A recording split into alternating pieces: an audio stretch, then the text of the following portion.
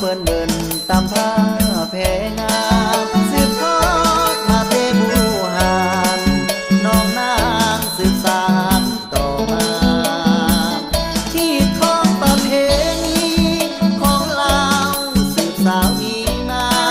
สิ้นไม้เก้าคงเทวางามเทนาน้องนาปีนี้อายมาพบน้องแก้วตาตามผ้าแพลายเป็นผู้สร้างมามิ่งหัวควยดอกลายสีมือน้องนาตามยุคสมัยน้องได้ประดิษฐ์คิดสร้า